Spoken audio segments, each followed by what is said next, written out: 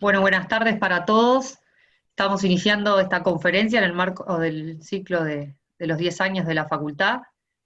Los voy a dejar ahora con el profesor Enrique Falco y el doctor Mario Garmendia para iniciar la actividad de hoy, mientras están entrando los participantes. Como verán, en la pantalla solo estamos los que se llama panelistas. No se van a ver ustedes y nosotros tampoco los vamos a ver. La comunicación por preguntas, que van a ir siendo contestadas por el doctor Falco, la podemos hacer a través de un botón que tienen abajo de la pantalla, que se llama preguntas y respuestas, o Q y A, depende de la versión de Zoom que tengan.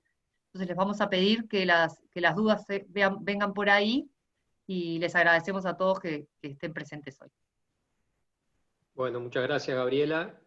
Le damos la bienvenida y le agradecemos al profesor Enrique Falco, que es doctor en Derecho por la Universidad de Granada, magíster en Derecho, orientación Derecho Comercial por la Universidad de la República, especialista en Derecho Comercial también por la Universidad de la República, profesor adscripto de Derecho Comercial 1 y 2, doctor en Derecho y Ciencias Sociales, profesor adjunto de Derecho Comercial en la Universidad de la República y profesor titular de Derecho de los Títulos, Valores y Concursal en la Universidad CLAE. También es profesor de Contratos Comerciales en la Universidad de Montevideo, que hoy va a estar encargado de esta quinta conferencia en el marco de este ciclo que estamos realizando en celebración de los 10 años de la Facultad de Derecho de la Universidad CLAE, que lleva por título Avances en las soluciones empresariales ante el concurso y la reorganización. Enrique, te agradecemos mucho tu participación y te dejamos la palabra. Muchas gracias, Mario. Muchas gracias, Gabriela. Para mí es un gusto poder dirigirme en este momento de festejo o de conmemoración desde los 10 años de esta universidad. Recuerdo desde el primer día, porque yo soy docente en esta universidad desde el primer día. Recuerdo también los orígenes, existían en aquella oportunidad, antes, esto comienza en el año 2011 a dictarse las clases, y en el 2010 es que se aprueba, digamos, la Facultad de Derecho, se autoriza, y antes de eso existían dos centros, dos facultades de Derecho que brindaban clase, la Facultad de Derecho de la Universidad Católica y la Facultad de Derecho del Instituto Universitario de Punta del Este, que por distintas razones cerraron, y CLAE asumió el desafío de continuar con esta enseñanza en particular en una facultad de Derecho en el área de Maldonado. Mis felicitaciones a CLAE, y bueno, esperemos que continúe con el éxito que está teniendo hasta el momento. El tema al que me voy a referir es en unos 40 minutos, el título se llama Avances del concurso. Mi idea es hacer alguna referencia a la ley, a algunos objetivos de los que tuvo la ley, algunos de los problemas que se presentaron en el ejercicio, en la práctica de la ley, algunas posibles soluciones al respecto. En CLAE hablábamos de que estábamos en 10 años, festejando los 10 años de comienzo del dictado de la carrera de Derecho. Pues la ley de concurso actual, la ley 18.387, tiene 12 años. La ley de concurso fue aprobada el 23 de octubre del 2008, así que son bastante cercanos. Cuando se empezó a dictar ya la Facultad de Derecho en el CLAE, comenzamos ya con la ley concursal 18.387. E invita a la oportunidad a reflexionar sobre esas soluciones que se habían incorporado en la norma originalmente, qué es lo que intentó la norma desde un principio, cuáles fueron las soluciones que intentó plasmar, y sí analizar algunos de los problemas que se han observado en la práctica. Cabe aclarar que esta ley, 18.387, fue una de las que con mayor detalle se analizó por la doctrina y no digo por la jurisprudencia es lo habitual, pero sí por la doctrina. Existen infinidad de ponencias, hace años que se vienen realizando las semanas académicas de Derecho Comercial, y cada vez que se hace una semana académica se hace una publicación con ponencias que refieren a distintos temas, pero uno de esos temas generalmente son contratos, concursal y sociedades. Pero, como le digo, uno de esos temas es precisamente concursal, así que todos los años distintas personas, docentes, abogados, presentan ponencias y han relevado en su mayoría los distintos problemas que se han planteado en la aplicación de esta norma. Por eso parece muy importante a la hora de analizar estos temas tener en cuenta que existe una profusa doctrina que ha investigado la ley y estas dificultades que puede suponer su aplicación. Por otra parte, como esta ley existen en el derecho comparados otras similares, así como con el mismo estilo de la ley 18.387. Porque en el derecho comparado se fue cambiando el régimen clásico o el régimen tradicional, que para que ustedes tengan una idea, y voy a enseñar a referirnos a nuestro país, pero muchas veces el proceso fue similar en otros países, antes, o generalmente antes a esto que me voy a referir, pero nuestro régimen concursal anterior a la ley 18.387 nace con el Código de Comercio en el año 1000, con leyes patrias me estoy refiriendo, ¿no? En el Código de Comercio del año 1866, que se promulgó el 1 de enero del año 1867. Después de ese código, en el año 1893, se reguló el concurso. En realidad era una ley de liquidación judicial y de concordatos para sociedades anónimas, año 1893, que se aplicó en el caso de la liquidación de los bancos comerciales, del Banco de la Caja Obrera, esas crisis económicas de estas empresas, de entidades financieras, que tuvo lugar allá en el año 2001.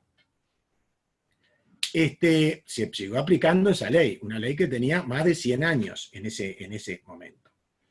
También existieron leyes, hubo una ley importante, que era la ley propuesta por Joaquín Márquez, que era un importante comerciante, senador, que propuso una modificación del título cuarto del Código de Comercio, y posteriormente, en el año 1916, y entre 1916 y 1926, se establecieron algún tipo de soluciones concordatarias, o se modificaron las soluciones concordatarias que existieron.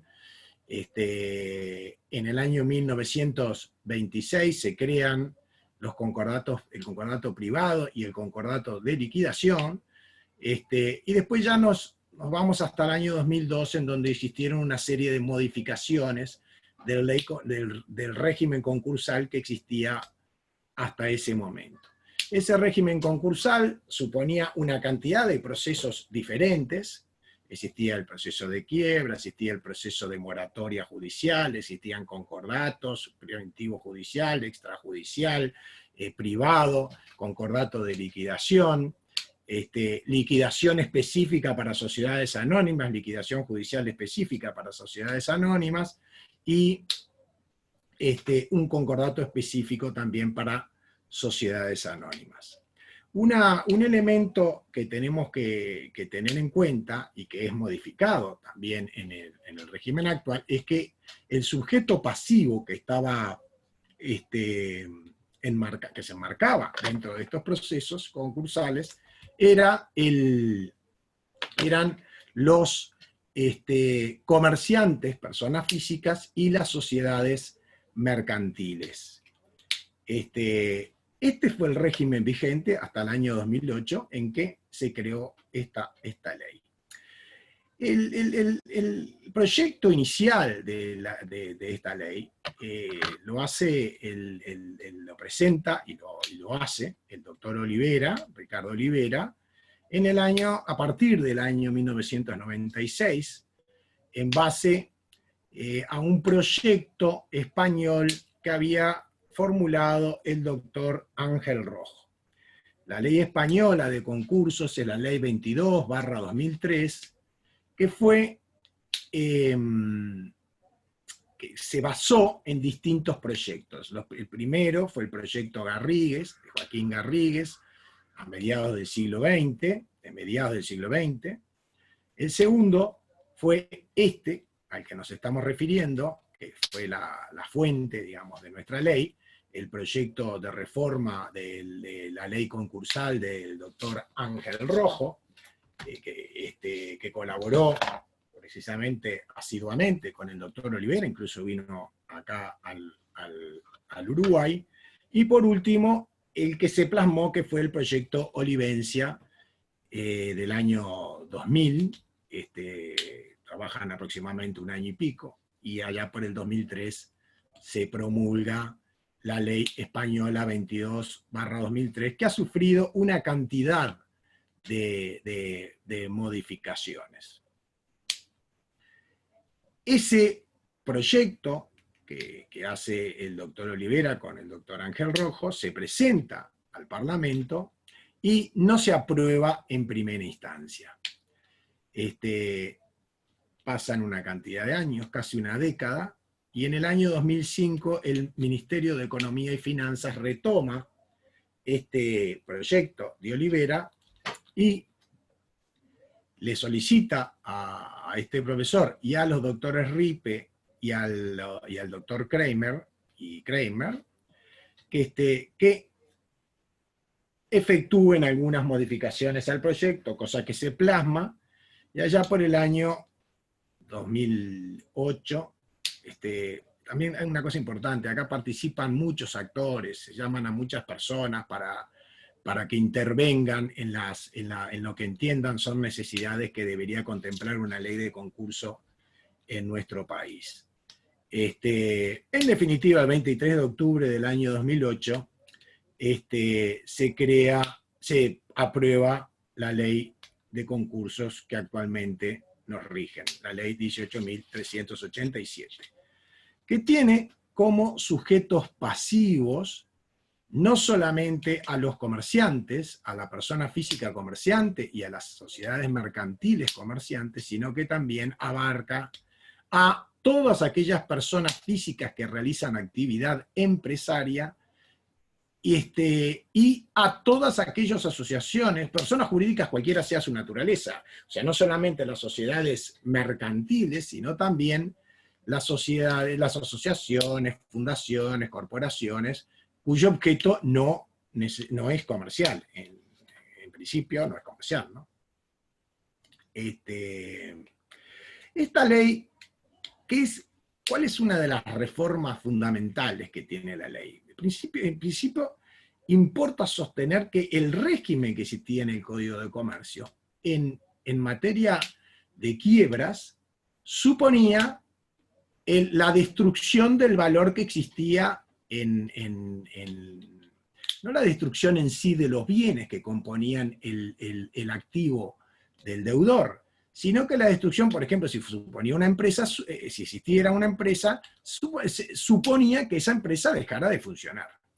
Entonces el régimen clásico, no en el Uruguay, el régimen clásico general, que existía hasta esas épocas, hasta estos momentos, ustedes ven que la ley de España era del 2003, se basaba en que se realizaba el activo que existía y se trataba de pagar en forma ordenada a los acreedores que tenía esa persona que ingresaba en el estado de falencia o en la quiebra. Ese era el fin. Realizar el activo, o sea, se desapoderaba de los bienes al deudor, se establecía cuál era el activo, se realizaba el activo y se repartía en forma ordenada en virtud de privilegios que existían hasta que se llegaba al acreedor quirografario, que era el acreedor común que no gozaba de ningún privilegio. Los privilegios había privilegios en el Código Civil, había privilegios en el Código de Comercio, o sea, realmente en un régimen que imperaba hasta el momento bastante farragoso. En materia de concordatos, o en materia de acuerdos, la solución era a través de quitas o esperas. O sea, la solución que se planteaba siempre suponía o que se ofertaba menos de lo que se debía, o que se establecía un plazo que normalmente no podía superar los 18 meses, y en el caso de concordato privado, los 24 meses para pagar. Y bueno, dependía también de mayorías bastante complejas. Bueno, ese régimen que existía hasta ese momento es modificado por esta ley 18.387, que supone un nuevo modelo cuyo objeto es principalmente mantener el valor que supone la empresa funcionando. O sea, esto es lo que se habla, hoy es un principio de derecho concursal, de la conservación de la empresa, principio que ya existía antes en otro tipo, en la propia ley de sociedades comerciales plantea el principio de conservación de la empresa en algunas situaciones. Principio que supone su aplicación ante empresas viables. Eso es lo que realmente establece el mensaje del Poder Ejecutivo, que en la conservación de la empresa lo que se busca es conservar para beneficio de la economía en general, para beneficio de los acreedores y para beneficio de los trabajadores, el emprendimiento funcionando como un valor en sí mismo, porque se entiende que la suma de los elementos que componen esa empresa o esa entidad a la que nosotros llamamos empresa, organizados y en funcionamiento, sería superior al valor de los elementos considerados aisladamente. Este fue un poco el objetivo y lo que se desprende de esa exposición de motivos. Si el valor es superior al de los elementos que la componen, obviamente los acreedores verán mejor satisfechos sus créditos, los trabajadores, si se mantiene la empresa funcionando, estoy refiriendo, mantendrían sus puestos de trabajo, aunque sea algunos de ellos mantendrían sus puestos de trabajo, y la economía en general a su vez se vería beneficiada porque, por ejemplo, los proveedores continuarían teniendo un actor a quien colocar sus productos o servicios, en su caso. Dentro de las leyes que planteó la norma, en principio, una de las soluciones fue unificar todo ese sistema que existía antes de la vigencia del 2008, como les dije, que existían quiebras por un lado, todos con normas distintas, ¿no? Quiebras por un lado, concordato privado judicial y preventivo, concordato privado, concordato de liquidación, moratoria judicial. Bueno, todos estos sistemas, no es que todos se transmitieron, todos fueron recogidos por la nueva norma, pero sí las soluciones concursales hoy en principio la tenemos en un único procedimiento que contempla tanto, como les dije, un presupuesto subjetivo que se integra con personas que realizan actividad comercial y con otras personas que no necesariamente realizan actividad comercial, pero sí empresarial.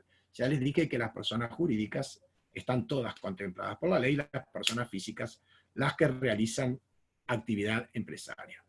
Subsiste para aquellas personas que no están contempladas dentro de este presupuesto subjetivo, estoy refiriendo a los consumidores y a aquellas personas físicas que no realizan actividad empresarial y que se encuentran en una situación, que enfrentan una situación que la ley denomina de insolvencia, ahora nos vamos a referir a ese concepto, el proceso de la ejecución colectiva o el proceso concursal civil que está regulado en el Código General del Proceso en los artículos 452 y siguientes. Asimismo, existe otro sistema concursal que se tramita en la órbita del Banco Central para las entidades financieras. Ese es uno de los puntos que logró esta norma, y esto es muy importante, porque nosotros, en el estado actual, uno puede ingresar a un concurso por una única puerta, llamémosle así, cuando se den el presupuesto objetivo y el presupuesto subjetivo, y en ese proceso, si es posible, lograr lo que se llama, o lo que se denomina la reorganización de la empresa a través de un acuerdo de reorganización, a través de un convenio de reorganización, en su defecto, si esto no se logra, o si lo pide el propio deudor o lo piden acreedores, existen distintos legitimados para esto que voy a decir, se puede ingresar a una etapa, a la etapa o a la fase de liquidación de la empresa. Esta fase de liquidación de la empresa, que no necesariamente, para la cual no necesariamente hay que transitar un periodo en búsqueda o en procura de un convenio de reorganización, cosa que sí está prevista en la norma, o sea, transitar por esta etapa está prevista, siempre y cuando el deudor no pida directamente su liquidación o los acreedores que representan más del 50% por el pasivo criptografario no lo soliciten. Bueno, las otras posibilidades suponen que o no se presentó un convenio, o no se arribó a un convenio, o el juez no aprobó el convenio. Esas son las posibilidades de que una empresa ingrese en el estado de liquidación o en la fase de liquidación, como se dice en la doctrina española. Entonces, por un lado, dijimos en una misma puerta, podremos cruzar o transitar la posibilidad de aprobar un convenio, y en su defecto, si no en su defecto, ingresaremos en la etapa de liquidación. Y una vez que se liquida la empresa, esta misma ley regula cómo se distribuye el fruto de esa liquidación. O sea que en un solo cuerpo normativo nosotros tenemos todas estas fases que antes, en el régimen anterior, ya digo, no necesariamente eran iguales los procedimientos, pero supuestamente el convenio de reorganización es el similar del concordato, y la liquidación es similar de la quiebra o de la liquidación judicial que antes existía para las sociedades anónimas. El segundo punto que solucionó es que centra la regulación como presupuesto objetivo de la empresa, del concurso, en lo que se denomina la insolvencia. Este tema, que la ley se encarga de definir como la imposibilidad que tiene el acreedor de hacer frente a sus obligaciones. La ley establece eso. ¿Qué es lo que ocurre? Que la doctrina ha analizado tan en detalle esta norma que precisamente existen opiniones dispares en lo que, a los efectos, cuando una persona física o jurídica amparada por esta ley o abarcada por esta ley se encuentra en esta situación. Dijimos que era la imposibilidad de hacer frente a las obligaciones. Voy a ir medio rápido porque si no no voy a poder terminar, y cualquier cosa me preguntan después. Han existido distintas teorías al respecto. Se ha entendido que insolvencia, autores de renombre en nuestra doctrina, en realidad se está refiriendo al régimen anterior, es lo mismo que el régimen anterior, que era el de cesación de pago. O sea, el presupuesto de la quiebra antes de este régimen era la cesación de pagos. ¿Qué pasaba con este régimen? Bueno, que la gente discutía qué se entendía por cesación de pagos, al punto que el incumplimiento de una obligación podía hacer incurrir a una persona en cesación de pagos, y en consecuencia, si esta persona incurría en cesación de pagos, por una sola deuda, me están diciendo hay problemas de audio, ¿ustedes me escuchan bien, perdón? No, porque me pregunta alguien me pregunta si hay problema de audio. Entonces, incurría en una hipótesis de quiebra. Bueno, hoy otros autores han referido, en un intento de distinguir lo que es la insolvencia económica de la insolvencia jurídica, entendiendo por la primera cuando el activo no es suficiente para satisfacer el pasivo, eso es lo que se considera insolvencia económica, y que en realidad la insolvencia jurídica supone, es una definición que se ha adoptado, que no se puede hacer, es el hecho de no poder hacer frente a obligaciones cualquiera fuera la razón. Por ejemplo, un estado de iliquidez. Uno no tiene un patrimonio suficiente, pero se encuentra en un estado de liquidez y no puede hacer frente a la insolvencia. Esto es lo que se ha sostenido por gran parte de la doctrina, que en realidad la insolvencia refiere a ese concepto de insolvencia jurídico. Otra doctrina importante, en particular del que hizo la ley, el doctor Olivera, en realidad se refiere a que el concepto de insolvencia que existe supone lo que se denomina insuficiencia financiera. Cuando la persona no va a poder hacer frente actualmente o en el futuro a las obligaciones que se les generen. Es lo que en inglés se denomina el cash flow insolvency, ¿no? O sea, supone esto que yo les estoy diciendo, les estoy comentando, en que más que una situación puntual supone un estado del deudor. Un estado que va, en definitiva, a determinar que no va a poder hacer frente a las deudas que se le plantean. Esto como resultado de una comparación entre el flujo proyectado que tiene, de ingresos que tiene esa empresa, comparada con las obligaciones que va a asumir. Entonces Olivera concluye diciendo que la verdadera y real situación de distorsión de las relaciones del deudor con sus acreedores y los restantes agentes económicos con los cuales se relaciona, se produce cuando ingresa en un estado permanente de impotencia para dar cumplimiento regular a sus obligaciones. Esto es lo que establece este autor, y esto es en definitiva lo que se debe analizar a la hora de considerar el juez, en el caso del concurso necesario, que es cuando lo pide un tercero, en su sentencia, si corresponde o no decretar la situación de insolvencia. Otro punto es que se estableció, ¿no? o se procuró incentivar lo que se denomina la solicitud del concurso. O sea, se procuró que tempestivamente se pidiera el concurso por parte de los acreedores o por parte del deudor, principalmente por parte del propio deudor, sobre quien pesa la obligación de solicitar su propio concurso dentro de los 30 días de conocida su situación de insolvencia. Ahora vamos a analizar, después, primero les digo las soluciones y después vamos a criticar algunas o a manifestar qué es lo que ocurre en la práctica. Otro punto que se ha señalado es que la ley jerarquizó la figura del acreedor quirografario.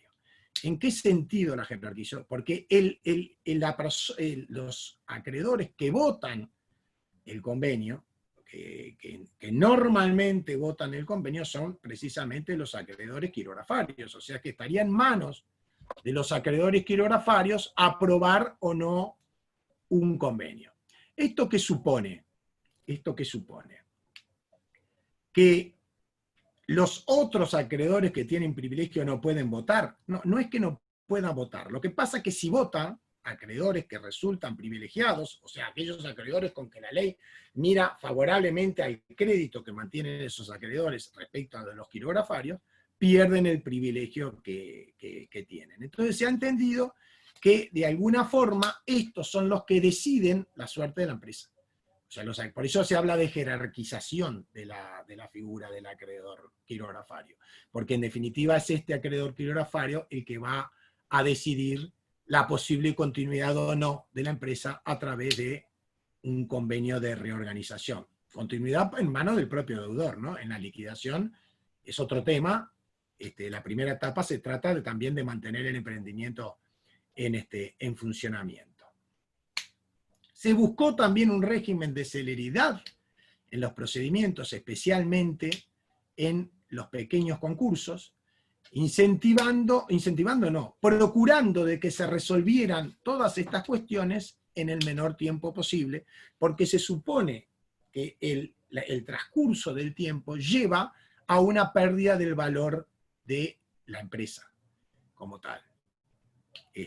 Porque está en una situación concursal, entonces es una situación crítica en la que se encuentra desarrollando esa actividad. Otro punto que también, sobre lo que también intentó dar solución, es sobre la posibilidad de encontrar de que los acreedores y el deudor lograran acuerdos de naturaleza extrajudicial.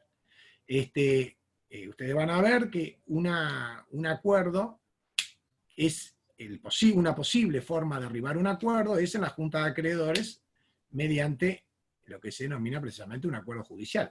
Pero existen posibilidades en el marco del proceso concursal de lograr un acuerdo por adhesiones que supone acuerdos de naturaleza extrajudicial que se presentan ante el juez del concurso para que, previo trámite, los trámites de estilo que están regulados en la ley, se homologue este acuerdo si cumplen las condiciones que requiere la ley. Otro punto es que existe lo que se denomina el incidente de calificación concursal.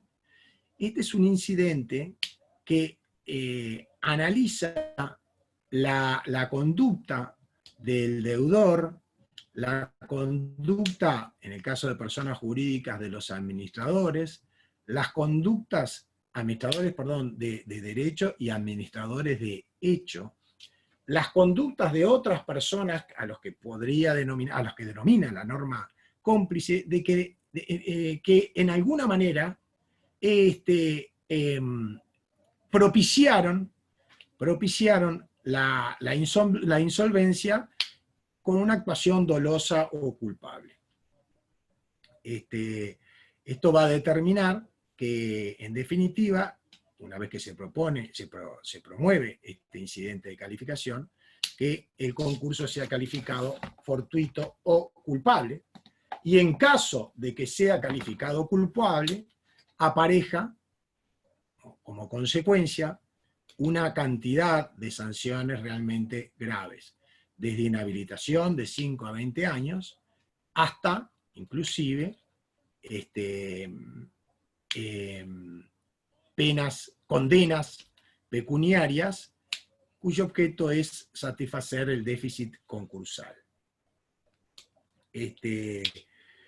Otro elemento que no podemos dejar de mencionar es que la ley de concursos procuró también la especialización de determinados profesionales.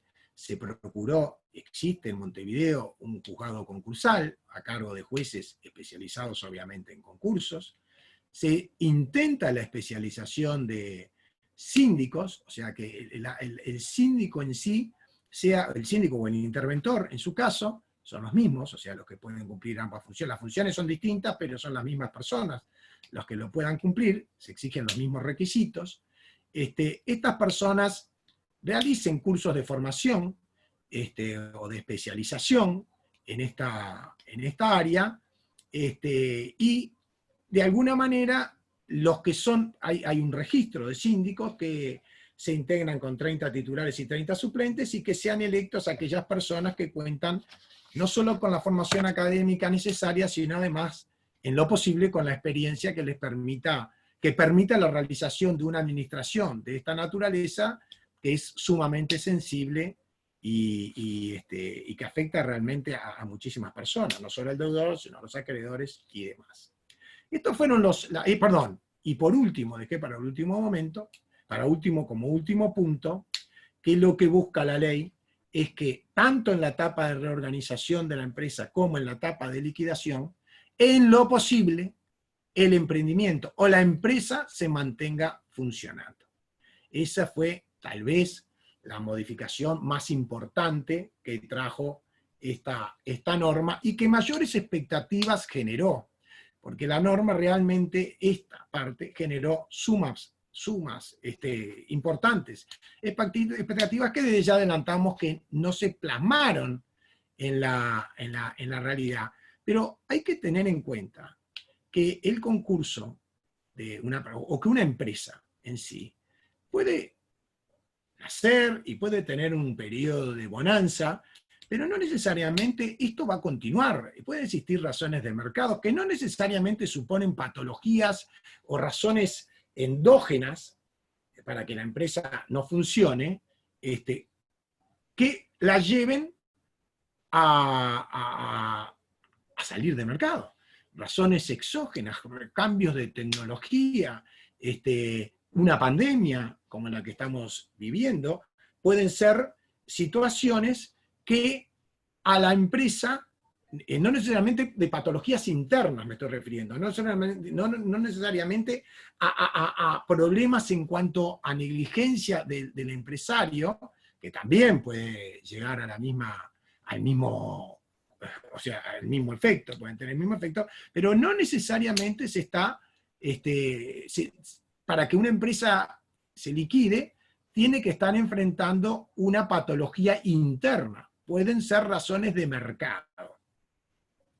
Eso lleva a que las empresas que normalmente pueden reorganizarse o que normalmente pueden ser adquiridas por un tercero en una etapa de liquidación, no sean expulsadas del mercado por razones propias, por razones tecnológicas, porque entonces nadie la va a querer esa empresa, nadie la va a adquirir. Entonces uno tiene que entender que la mayoría de estas empresas sufren afecciones que provienen del propio mercado. Ellas no tienen lugar en el mercado, y por eso es que se liquidan esta mayoría de empresas, y tienen que liquidarse, porque si no muchas veces se mantienen generando probablemente una competencia desleal, algo que tampoco es justo para los otros competidores que están cumpliendo todas sus obligaciones, cuando esta empresa, que como se encuentra en la imposibilidad de cumplir las obligaciones, no va a cumplir, obviamente. Entonces, la norma concursal esta sin duda significó un avance importantísimo en relación al régimen que existía fundamentalmente en cuanto al encare de esta situación de estado de insolvencia. Pese a ello, se han detectado, llamémoslo así, voy a nombrar algunos rápidamente, algunas patologías, por ejemplo, ¿no? Patologías relacionadas con el objetivo que pretendió el legislador a la hora de votar esta ley. Por ejemplo, respecto a la oportunidad de solicitar el concurso.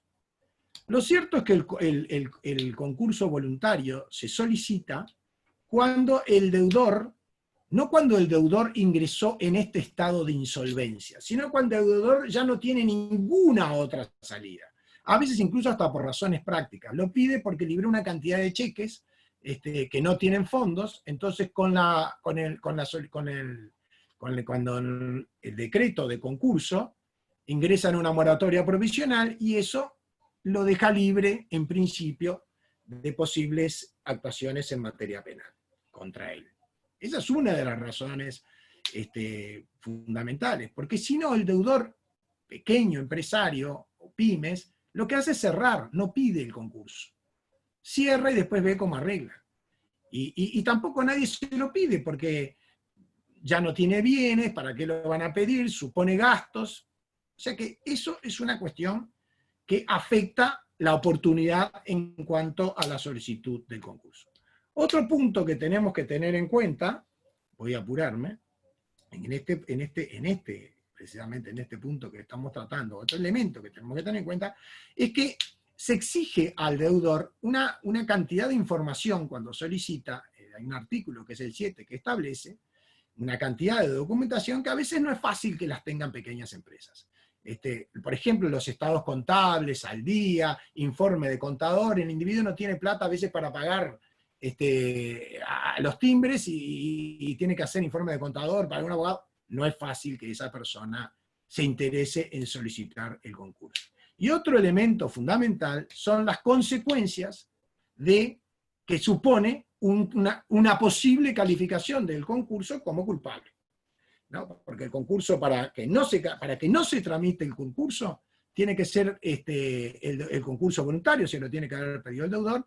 Si es un convenio, tiene que satisfacer la totalidad de los créditos en un plazo de 2 años, y si ingresa en la etapa de liquidación, el activo tiene que ser suficiente para soportar todo el pasivo.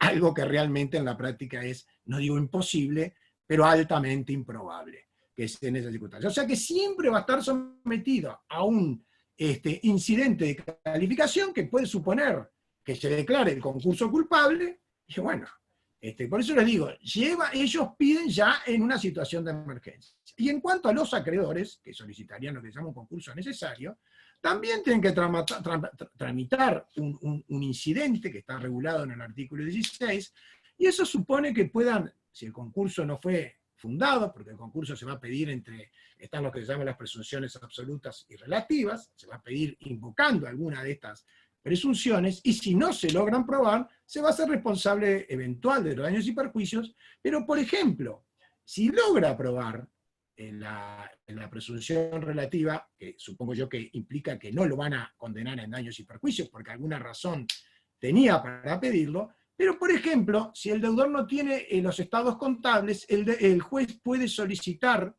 a un perito que haga los informes periciales, y en caso de que el concurso se declare, ese informe, el honorario de ese informe lo va a pagar la masa. Pero si no se declara el concurso, aunque el presupuesto surja aprobado, porque no se demostró esa situación de insolvencia a la que nos referimos, ese honorario lo va a pagar quien solicita el concurso. O sea que tiene que estar muy claro el que solicita el concurso, tercero legitimado, me refiero, cuando no es el propio deudor.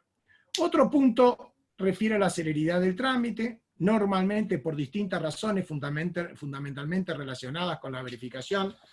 El concurso no se hace rápido, o sea, demoran, fundamentalmente porque no se arriba en la etapa de verificación del concurso a la lista de acreedores definitiva en forma rápida, porque muchas veces son excluidos determinados acreedores, lo que lleva a que se presentan incidentes, puede haber una primera instancia, puede haber una segunda instancia, una apelación. Entonces de esa lista definitiva, en principio, dependerían las mayorías necesarias para aprobar, por ejemplo, un convenio, que exige determinadas mayorías necesarias. Entonces a veces, si las discusiones en cuanto a la existencia o no de créditos refieren a pocos montos, no afectan, pero puede ser alguno que sí afecta, algún crédito que sí puede afectar esas mayorías, y en definitiva eso opta a arribar a un convenio, o muchas veces se ha discutido si se puede hasta realizar la junta de acreedores cuando no se tiene la lista de acreedores. Hoy se está realizando, por lo que tenemos entendido. También esto afecta la presentación de convenios en forma extrajudicial, que la mayoría de los convenios que se presentan son en forma extrajudicial, y esto es antes de la realización de la junta de acreedores. Y bueno, para eso tenemos que llegar a las mayorías, y muchas veces esas mayorías, reitero, no están determinadas. Podrían haberse realizados acuerdos que se llaman de preventivos de reorganización, los famosos APRs, pero también tienen que lograr determinadas mayorías, y obviamente esas mayorías no están determinadas, entonces pueden cuestionarse que estoy hablando acuerdos que se realizan en forma extraconcursal antes de que se declare el concurso, y estos acuerdos de alguna manera, si no tenemos determinado todo el pasivo, podría cuestionarse si, que requieren un 75% de acreedores con derecho a voto, del pasivo criptografario con derecho a voto, si estos realmente contemplan ese 75% o no. Bueno, ya me referí al tema de la calificación del concurso. Hay una gran discusión en materia de garantías, de créditos de ciertos acreedores, si se requiere en todos los casos que el crédito sea verificado para que puedan operar garantías, por ejemplo, de primera demanda. Todo eso ha sido discusiones y han habido sentencias contradictorias, por lo menos en las distintas instancias. Y por último, también me voy a referir un poco a la adquisición de la empresa, fundamentalmente por parte de los trabajadores, porque existen grandes cuestionamientos a la hora de poder adquirir una empresa. No sé, muchas veces entiendo que se puedan realizar, pero no que estén reguladas determinadas situaciones, por ejemplo, como reuniones entre el síndico, el posible adquirente y los acreedores laborales, porque si se va a adquirir una empresa, lo primero que tienen que hablar el que la va a adquirir es con los trabajadores, o con los representantes de los trabajadores. Otro tema que está en discusión, por ejemplo, los procesos incidentales, las acciones revocatorias, ¿dónde se tramitan? Se tramitan en el juez de concurso. En realidad debieran tramitarse ante la justicia ordinaria, parecería. El trámite es un trámite incidental, hay quienes sostienen que sí. Estamos hablando de un juicio que supone que vamos a traer de un tercero, le vamos a sacar un posible bien que adquirió en forma fraudulenta. Bueno, obviamente las garantías no son tampoco las máximas con un proceso incidental. En el tema de lo laboral, lo voy a mencionar porque ya estamos sobre la hora y quiero hacer las preguntas y no me quiero pasar. Hay infinidad de situaciones. El pronto pago no funciona como fue la intención, porque para que se pueda operar ese pronto pago, la empresa tiene que tener, digamos, tiene que poder continuar operando. Normalmente las empresas que ingresan en un estado de situación deben, obviamente, una cantidad de personas, entonces es difícil mantener el giro del deudor si se paga el pronto pago. La adquisición ante el abandono es prácticamente imposible, ante el abandono de la empresa, mucho por los requisitos que se exigen. Ahí se podrían solucionar varias situaciones. La posibilidad que está regulada en el artículo 174.2 de que cuando a los acreedores laborales con privilegio general exista riesgo de que sus créditos les sean contemplados, de que estos puedan formar una cooperativa de trabajo y con esa cooperativa de alguna forma obtener el uso precario de los bienes de la empresa, pero para eso tienen que, lo que ellos se les debe lo tienen que aportar como capital, y asimismo como capital de la cooperativa, las sumas por seguro de desempleo, lo que dificulta, porque el concurso sigue. Estamos en esta etapa, estamos en la liquidación por parte de la empresa porque la venta en bloque de la empresa no prosperó. Entonces, todas estas situaciones, de alguna manera, afectan a que estos trabajadores o pudieran continuar con la empresa, o que eventualmente pudieran adquirir los bienes porque formaron el capital de la cooperativa. Tengo algunos temas más para considerar, pero habíamos quedado, yo tengo 8 menos 10, y habíamos quedado en que teníamos que terminar a las 8 en punto, y bueno, si alguien quiere hacer alguna pregunta, estoy a las órdenes. Muchas gracias, Enrique. Ahí están invitados los asistentes a formular preguntas a través del chat. A ver si tenemos alguna. En algún momento hubo alguna mano levantada con ese sistema que tiene el Zoom. Ahí hay una pregunta, parece. Ahí hay una. ¿Cómo ha afectado la pandemia? Bueno, por la información que tengo, la pandemia no afectó en principio lo que se esperaba. Uno de los puntos que se manejaban a raíz de la pandemia es que a raíz del cierre de muchas empresas, que eso sí se generó de empresas de pequeña envergadura, varias empresas, fundamentalmente en el departamento de Maldonado, varias que cerraron, se iban a generar muchos concursos. Parece que recién ahora están aumentando, no en la primera etapa, que el número de concursos fue inferior al mismo periodo del año pasado.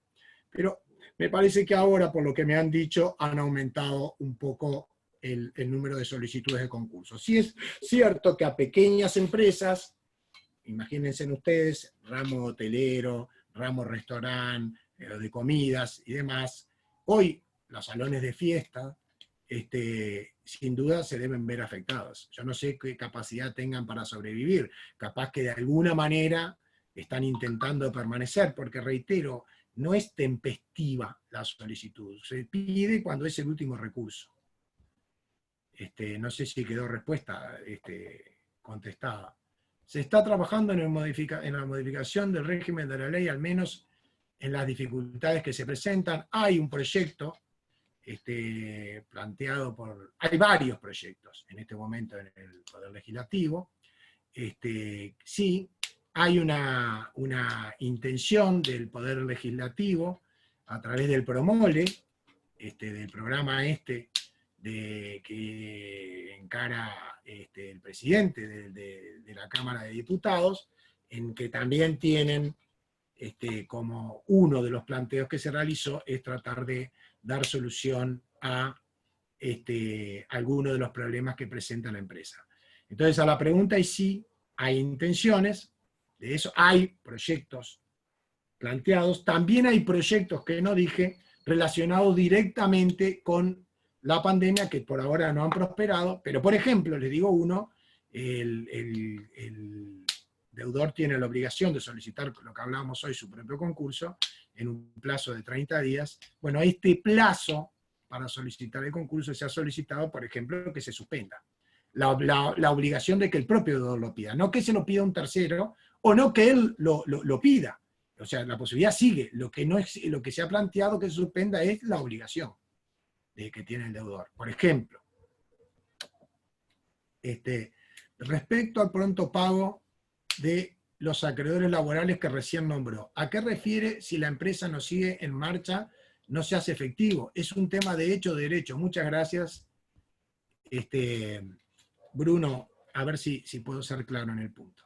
El pronto pago o pago anticipado es un instrumento que se recoge inicialmente en la Argentina para que ante situaciones de quiebra los trabajadores, dada la naturaleza alimentaria que es del salario, pudieran percibir al menos hasta determinado monto de lo que se les adeuda. Ese fue el objetivo del pronto pago. El pronto pago nuestro, que está regulado en el artículo 62, que posteriormente fue modificado y ampliado ese pronto pago, pero en su primera parte, que es lo que regulaba realmente el pago anticipado, el segundo inciso realmente la complica bastante, pero el primer inciso lo que establecía es bajo dos posibilidades. Que el trabajador hubiera tenido su crédito reconocido por sentencia o reconocido en el propio concurso, o que no lo tuviera reconocido, pero que surgiera, en una interpretación lógica, de los documentos que debiera llevar la empresa, su crédito me estoy refiriendo, ¿no? O sea, el crédito reconocido, o que el crédito surgiera porque surge de la planilla de trabajo, porque surge de las copias de los recibos que se le entregó, y sabemos, por ejemplo, que no se le pagó los últimos 3 meses, que no se le pagó el salario vacacional, que no se le pagó la licencia, etc. Entonces el pronto pago lo que buscaba, o lo que busca, es que cuando no se afecte el giro de la empresa, y la empresa esté en concurso, se le tratara de satisfacer esas deudas que se habían generado con anterioridad al concurso. Porque si la empresa está funcionando, me refiero porque usted habló de si estaba empresa en marcha, o sea, si la empresa está funcionando, ¿no?, se supone que esos créditos son postconcursales, los que vaya generando ese trabajador, y se le tienen que pagar a medida que venzan los créditos. O sea, se termina el mes y habrá que pagarle el mes, porque nadie trabaja sin que le paguen. Son créditos post-concursales y esos créditos no están afectados por el concurso. El pronto pago está regulado tanto para la empresa en funcionamiento como cuando la empresa no funciona. Pero en ambos casos, perdón, si la empresa no funciona va a ser difícil que haya un pronto pago, pero en realidad no establece. Se establece sí que el pronto pago procede, o el pago anticipado procede, siempre y cuando no se afecte el giro de la empresa.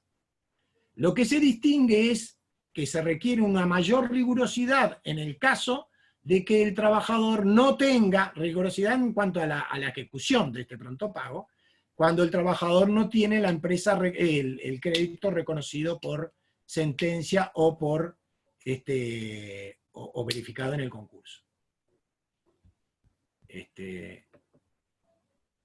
Creo que es la última pregunta, ¿no? Es correcto, doctor. Así Por que ahora no hay ninguna otra. perfecto. Acá parece que hay dos, no sé, aparecieron dos, pero no sé si... Es la misma persona de la pregunta anterior que está agregándole algo, doctor. ¿Y no sería un poco injusto? Bueno, y sí, injusto es que usted haya realizado un trabajo y no se le pague, injusto es que a cualquier acreedor no se le pague. El problema es que nos enfrentamos ante situaciones de esta naturaleza. Acá lo que se trata es, de alguna forma, con este sistema, lograr, que muchas veces no se ha logrado, lamentablemente el tiempo es escaso, porque tendríamos que hablar mucho más de la venta, del mantenimiento de la empresa y demás, pero bueno, yo les planteo un poco cuál es la situación actual. Realmente las empresas, creo que son 10 casos los que se han vendido en bloque, y la posibilidad de que los trabajadores hayan continuado con la empresa son escasas. Pailana y Metzen-Icena, a través de la solución prevista en el artículo 174, el numeral 2, obtuvieron en forma precaria la posibilidad de continuar usando los bienes, pero realmente es escasa, son escasas las posibilidades o sea, hay que entender que esto está en crisis. Por eso se habla de lo tempestivo y de lo oportuno. Pero realmente, si no se generan otro tipo de garantías, por ejemplo, como le dije, a la hora de la calificación del concurso, es difícil. La gente trata de huir, salvo que vaya a obtener algún tipo de provecho. Se le trata de huir a esto. Y otra cosa que también digo, y va en una crítica hacia los profesionales, es que hoy se está de alguna forma ventilando un poco más, pero se desconoce el procedimiento concursal. En general es desconocido. Se le tiene miedo, no se tiene claro. Esa es una opinión personal, pero creo que es así. Se demora. Usted no puede pedir un concurso, me consta, que hay concursos que se demoran 3 o 4 meses en declararse, cuando no existe razón para esa demora. Pero en 3 o 4 meses la empresa sabe qué, o sea, si había posibilidad de arreglar, mientras tanto espera y puede pasar cualquier cosa. Y usted me habla de los trabajadores, por supuesto que no están. Que sí, puede existir, y si es injusto, y sí, es injusto. Creo que ahora sí están todas. Hay un chat que dice, estimados, están anotados. No sé si hay alguna pregunta más, si no. Digo por la hora, yo por mí sigo, pero digo por la hora, ¿no? Muchas gracias, Enrique. A Bruno, que hacía la pregunta esa, también para otro día, ya le dejamos también, quizás prometida, la explicación del Fondo de Garantía Salarial, ¿no? Perdón, eso no me quise meter. Que de alguna manera viene a articularse con este sistema para contemplar, porque él habló de la carga del riesgo que recae sobre los trabajadores, y naturalmente es atendible ese comentario. Ahora no lo vamos a poder explicar, Enrique, pero lo dejamos prometido para algún otro momento, porque además Enrique es un especialista en ese tema. De modo que, bueno, otra vez, Enrique, muchas gracias por la exposición tan clara, tan completa, digamos, tan condensada, tan bien condensada, con esa forma de presentar un sistema tan complicado a partir de una serie de ideas que fuiste desgranando de manera muy, muy interesante y muy pormenorizada además. Queremos también decirle a los asistentes que tanto el doctor Falco como la doctora Bugallo, que creo que está allí entre los asistentes, están desarrollando un curso bastante extenso, un diploma, acá está Beatriz que saluda, sobre justamente dirigido a la formación de síndicos e interventores, y creo que ha sido y viene siendo tan bueno, tan exitoso, que seguramente vamos a reiterar otras ediciones en el futuro, así que a los que tengan interés les decimos que permanezcan atentos a las comunicaciones. Este ciclo continúa.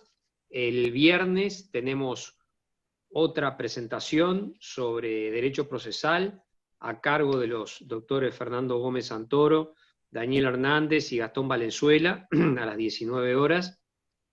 Así que también los invitamos a que visiten la página de la Facultad de Derecho de la Universidad CLAE para ver el calendario y también para inscribirse para las próximas conferencias. Entonces, a ver si hay ahí algún mensaje. Gabriela. Múltiples saludos. Ahí está. Bueno. Gracias. Y agradecimientos para todos. Bueno, muy bien. Nos despedimos Gracias, entonces, doctor Enrique, y otra vez muchísimas gracias. No, el agradecido soy yo por haberme permitido compartir con ustedes el festejo de CLAE. Así que un saludo a todos y buenas noches. Buenas noches.